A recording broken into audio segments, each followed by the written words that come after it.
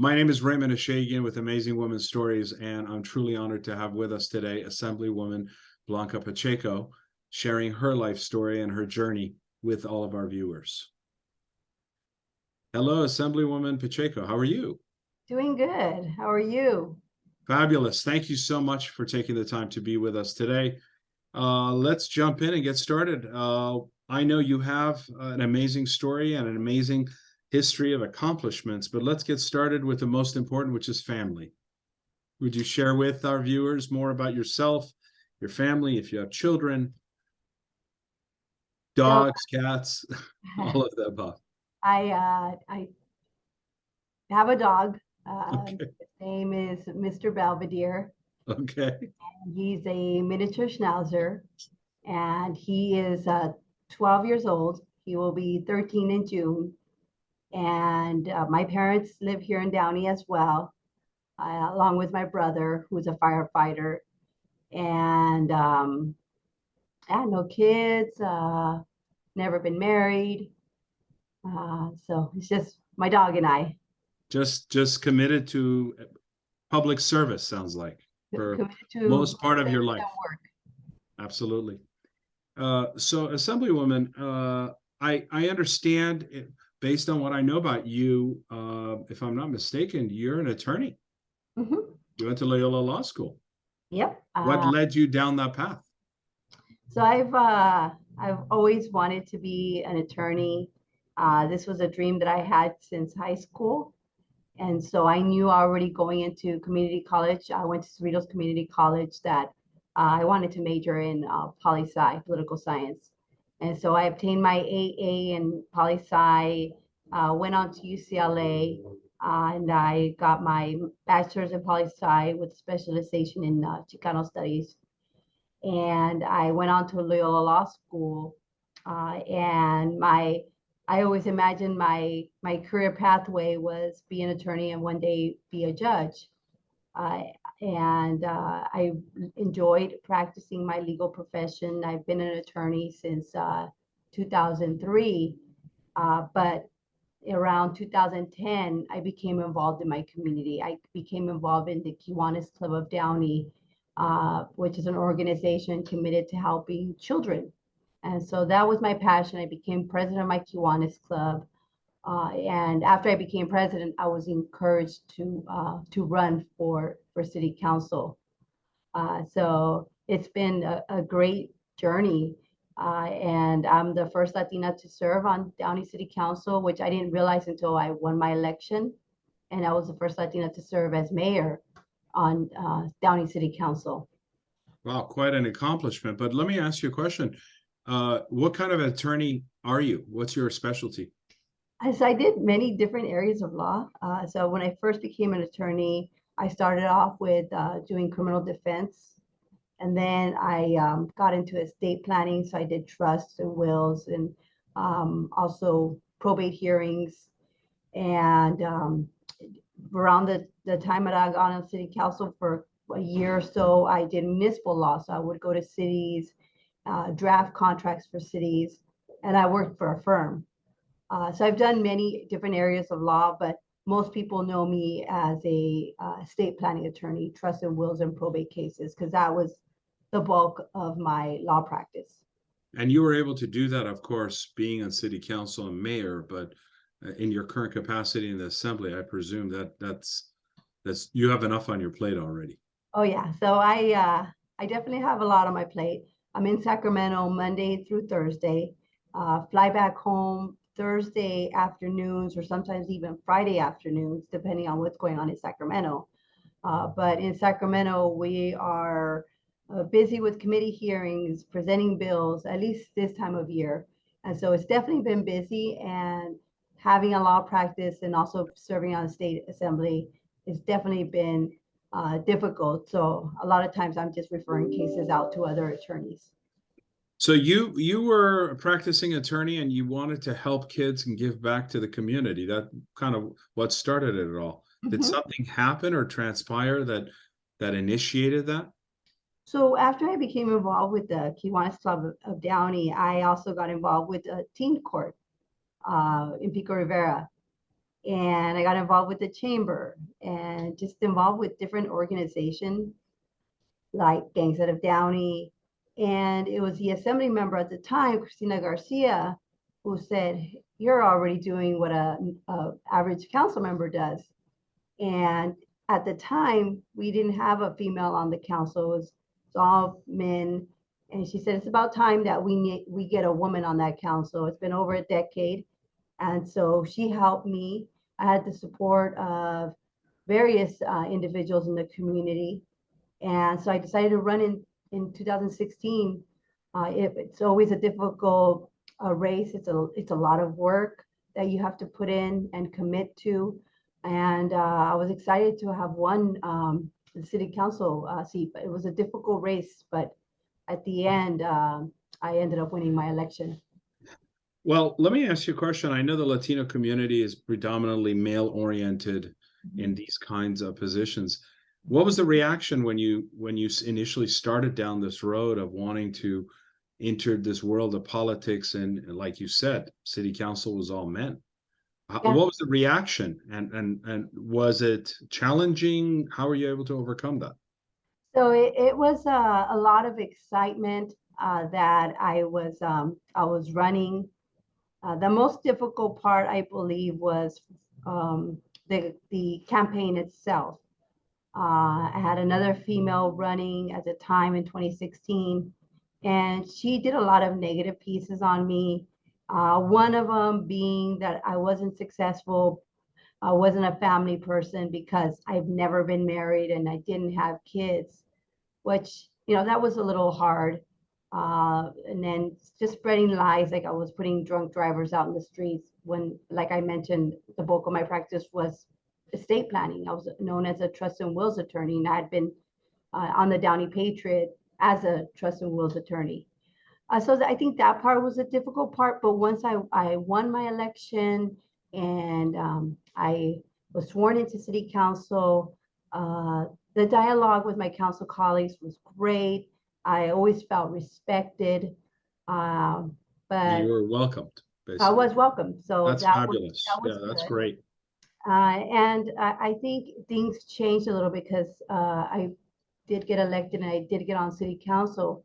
And, I was a female there, so there was a lot more respect going on with my council colleagues. So I was very, very fortunate that that my council colleagues accepted me and they respected me because it's even as an attorney. When I first became an attorney, I was really young and I was 28, 29, but I probably looked like I was 19 or 20. So it was really difficult in the sense of I would go into the courtroom and sometimes the bailiffs didn't think I was an attorney. Sometimes I would get, one time a judge confused me as the Spanish interpreter. So it's a couple of times there was a challenge Yeah. being in a field that was male dominated. But it's a matter of just, getting in there and showing, your skill set, which is important, which can be challenging because as females, we always feel like we have to try harder, show that we can do this, whether it be in the legal profession or as an elected official. So you have to demonstrate that, yes, I am capable. And I think the other challenge is a lot of women don't want to run because we don't feel like we can do it. And that was actually something I felt. It wasn't until numerous people came up to me and said, "Hey, you should run for city council." And I was also encouraged to run for state assembly. It wasn't like one day I woke up and said, "I'm running for state assembly." It was Well, you've definitely paved the path for that. I mean, you've obviously led the path on women and capabilities, and it's not about men only. Yeah. Yeah. And I think that's We wonderful. all need to be at the table. We all need to have a seat at Absolutely. the table. Do you think, as being the first Latina mayor of Downey, your perspective on what the city needs is different than what your predecessors, men, what they were seeing? Because in my opinion, I think we need the diversity in leadership. The perspectives are different between men and women. And I wonder if you noticed that when you got into that position, that it was kind of, you looked at things differently. Yeah, and I do. But I also think it's important for our youth to see somebody that they can relate to, who they see a Latina on city council or as mayor or as assembly member, and they feel like, yes, I can do that. I can one day be a mayor of a city. I can one day be a state assembly member. And so what I always do is I encourage our youth, young Latinas, that you should strive for more than what I've done. There's just something that you can accomplish, but you can be a doctor, a lawyer, an elected official, governor. I even say president, which we have yet to see a female as a president of the United States. So I always encourage our youth to do more. But just me being here just shows that they can also do it. And I think that's important. I think as women in whatever profession we're in, we need to always talk to our youth and tell them, hey, this is where I'm at. You could get here, but always try to dream bigger than where we're at now. I Break like that. more glass ceilings. It's not just you can come here, but you can actually outdo me. Yes, and that's what I encourage them to do. I want our younger generation to outdo me, That's to wonderful. And better. being the first Latina mayor of Downey, what was the response from the community when you went out? I know you've been part of the community for a long time. What was the reaction? Were people It was excited? amazing. It was amazing, especially for our youth who were inspired. So I've always made it a point to talk to the Girl Scouts and talk to elementary school students. And I ask them questions like, what do they think an attorney does? What do they think a mayor does? And I like hearing their perspective on what different professions do, because I want them to learn. I want them to learn from me, and I want them to be inspired, because I wish I had somebody that looked like me in my school to tell me, what does this profession do, and answer all the questions that the students have. So that's always been one of my favorite parts on being on city council and as mayor, which has been difficult because now as an assembly member, I'm in Sacramento so much that I'm not here to go to the schools more often. Got it. Are there any other women on the city council currently or going to be running? So we do have our current mayor is here in Downey. I'm speaking about Downey, is a female. Her name is Claudia from Meta, and she's a current mayor. And a lot of the cities that I even represent have a lot of women who are mayors. Like currently, Cudahy has a female mayor, Bell has a female mayor, Bell Gardens, Norwalk, Santa Fe Springs. That's amazing. My other two cities, La Mirada and La Habra, they don't have a female mayor currently. But it's just amazing how many females are willing to run and do this difficult profession in which it was mostly dominated by men. So it's exciting to see them, and I always try my best to be there for them and help them in whatever way I can. That's outstanding. So let me ask you, what led you down the road of pursuing the state assembly? So I enjoyed my time here in Downey and city council, but it was Supervisor Janice Hahn who encouraged me to run for state assembly. What happened was our assembly member at the time, Cristina Garcia, decided to run for Congress, and so it created a vacancy. And I didn't want to leave Downey because I love my city so much. But Supervisor Hahn reached out and said, sometimes you have to pivot. I would have been termed down in 2 years. So at least now I can continue helping Downey along with other cities. And so I have a passion for service, which I found out after I became a member of Kiwanis.